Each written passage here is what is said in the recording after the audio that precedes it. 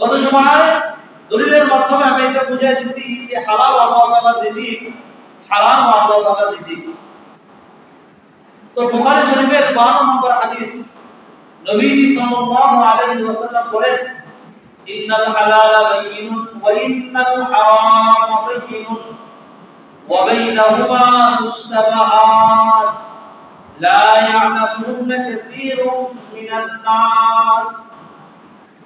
নবীজি সাল্লাল্লাহু আলাইহি ওয়াসাল্লাম বলেন, নিশ্চয়ই হালাল স্পষ্ট।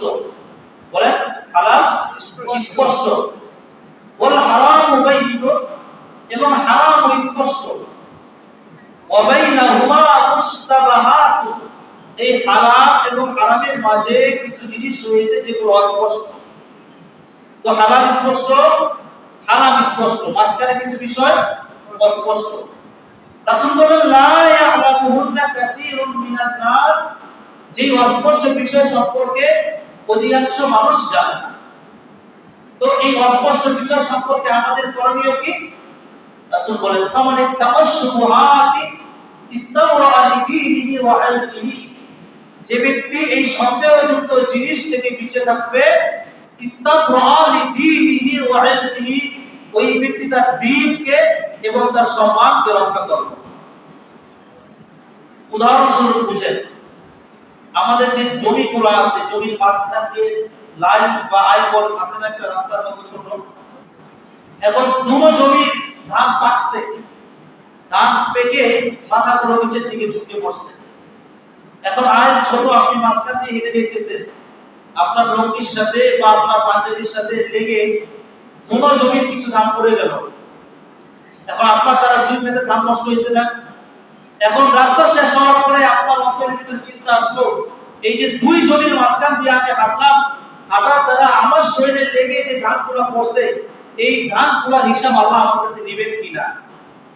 এখন সাথে সাথে আমাকে ফোন দিলেন বা কোন হুজুরকে ফোন দিলেন যে, হুজুর আমি তো দুই ক্ষেতের মাঝখান দিয়ে হাঁটে আসছি, এখন আমার পাঞ্জাবির সাথে বা শরীরের সাথে লাগিয়ে কিছু ধান পড়ে গেছে, এখন এটার বিধান কি? আমি কি কোনো জরিমানা দিব নাকি আল্লাহ আমাকে মাফ করে দিবেন?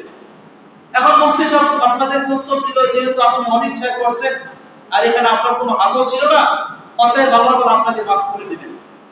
কিন্তু আমি বলি যে রাসূল যেহেতু বলেছেন ওয়াবাইনাহুমা মুশতাবাহাত, হালাল এবং হারামের মাঝখানে রাস্তা হচ্ছে সন্দেহযুক্ত, আর এই সন্দেহযুক্ত বিষয় থেকে বেঁচে থাকবে সে ব্যক্তি তার দ্বীনকে এবং তার নিজের সম্মানকে রক্ষা করবে। অতএব এই দুই রাস্তার মাঝখান দিয়ে আপনি চলে এমন রাস্তা দিয়ে চলেন যে রাস্তা দিয়ে চলার দ্বারা আপনার হুজুরকে জিজ্ঞেস করে মাসলা জিজ্ঞেস করতে হবে না, হুজুরকে ফোন করে মাসলা জিজ্ঞেস করতে হবে না। রাসূল বলেন, লা ইয়া'লামুনা কাসীরুম মিনান নাস, হালাল এবং হারামের মাঝখানে যে রাস্তা আছে সেটা অস্পষ্ট, যেটা সম্পর্কে অধিকাংশ মানুষই জানে না। এখন এই অস্পষ্ট রাস্তা, এটা থেকে আমরা কি করব? রাসূল আগে জানায় দিয়েছেন, ফামান তাহাশশুবুহাতি ইস্তাওরা লিদীনিহি ওয়া ইলমিহি, যে ব্যক্তি এই সন্দেহযুক্ত বিষয় থেকে বিরত থাকবে সে ব্যক্তি তার দ্বীনকে এবং তার সম্মানকে রক্ষা করবে। ওয়ামান ওয়াকা ফিস শুবুহাতি ওয়াকা ফিল হারাম, আর যে ব্যক্তি এই সন্দেহযুক্ত জিনিসের মধ্যে পতিত হবে, মাঝখানের রাস্তা দিয়ে চলাচল করবে, ওয়াকা ফিল হারামি, কালের অবর্তমানে সময় যাইতে যেতে ওই ব্যক্তি হারামের মধ্যে পতিত হবে। কেমন? রাসূল বলেন, তার রাইয়ানা হাওলাল হিমা, ওই ব্যক্তির উদাহরণ হলো ওই রাখালের মতো, ইয়ারা হাওলাল হিমা, যে ব্যক্তি তার চারণভূমিকে, তার উট গরু ছাগলকে সরকারের নিষিদ্ধ জমির আশেপাশে লালন পালন করে। দেখবেন যারা বড় লোক বা শহরের মধ্যে যারা থাকে, শহরে তো তাদের একটা বাসা থাকেই, গ্রাম সাইডে এমন একটা জায়গায় তারা বাসা করে যেখানে নিরিবিলিতে থাকতে পারে। এই যে এখানে বাসা, তার সামনে বিশাল একটা জমি রাখে, বাগান করে, অনেকেই পুকুরে জমিটাকে ফাঁকা রাখে তাদের মনের সৌন্দর্যের জন্য। তো আগের কালে যারা বাসা ছিল তাদেরও এরকম ছিল, তাদের জমির আগে ব্যারিকেড দেওয়া ছিল, সংরক্ষিত জমি বলা হয় এটাকে, নিষিদ্ধ জমি।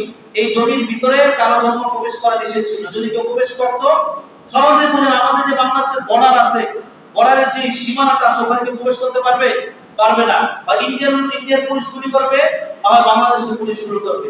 তো রাসূল এটাই বলেন, এই যে বর্ডারওয়ালা যে জমিটা আছে, যে সংরক্ষিত জমিটা আছে, এই জমির আশেপাশে যারা গরু ছাগল মহিষ চালায় এমন অবস্থা হয় যে তাদের গরু ছাগল মহিষ এর ভিতরে প্রবেশ করতে পারে, কি পারে না? যে কোনো সময় তাদের গরু ছাগল মহিষ এর ভিতরে প্রবেশ করতে পারে। তো যেই মানুষ সন্দেহযুক্ত বিষয় নিয়ে থাকবে ওই মানুষ যে কোনো সময় হারামের ভিতরে প্রবেশ করতে পারে। রাসূল বলেন রাই ইয়ারা হাওলাল হিমা ইয়ারতাউ ফীহি ইউশিকু আন ইয়ারতা ফীহি, এটা সম্ভব যে যে কোনো সময় তার গবাদি পশু বা তার বিচরণশীল পশুসমূহ এই নিষিদ্ধ ভূমির ভিতরে প্রবেশ করতে পারবে। আলা ওয়া ইন্না লিকুল্লি মালাকিন হিমান, আর শোনো প্রতিটা বাদশার একটা নিষিদ্ধ জমি রয়েছে, একটা সংরক্ষিত জমি রয়েছে। আলা ওয়া ইন্না হিমাল্লাহি মাহারিমুহু, আল্লাহ তাআলা নিষিদ্ধ জমি হলো, আল্লাহ তাআলা সংরক্ষিত জমি হলো হারাম থেকে বিরত থাকা। আলা ইন্না ফিল জাসাদি মুদগাতান, শুনে রাখো মানুষের শরীরে একটা অংশ আছে, ইদা সলাহাত সলাহাল জাসাদু কুল্লুহু, যখন সেই অংশটা সুস্থ থাকে মানুষের শরীর সুস্থ থাকে। ওয়া ইদা ফাসাদাত ফাসাদাল জাসাদু কুল্লুহু, যখন ওই অংশটা অসুস্থ হয়ে যায়, নষ্ট হয়ে যায়, পোকায় ধরে যায়, রোগে ধরে যায়, সুজে ধরে যায়, ঘুষে ধরে যায়, তাহলে মানুষের ওই শরীরটা নষ্ট হয়ে যায়। ওই জিনিসটা কি? রাসূল বলেন আলা ওয়াহিয়াল কলব, ওই জিনিসটা হচ্ছে মানুষের অন্তর। যতক্ষণ পর্যন্ত মানুষের অন্তরের ভিতরে আল্লাহর ভয় থাকবে ততক্ষণ পর্যন্ত মানুষ হারাম থেকে বিরত থাকবে। আর যদি মানুষ হারাম থেকে বিরত থাকতে চায় তাহলে সর্বপ্রথম তাকে সন্দেহযুক্ত বিষয় থেকে বিরত থাকতে হবে। তো এটা হচ্ছে হালাল এবং হারামের মাঝে পার্থক্য। তো আমরা গত জুমায় জেনেছি যে আমাদের কেন হালাল খেতে হবে, কারণ হারাম উপার্জনকারীর নামাজ, রোজা, দান, সদকা, দোয়া আল্লাহ তাআলা কবুল করেন না, যেটা মুসলিম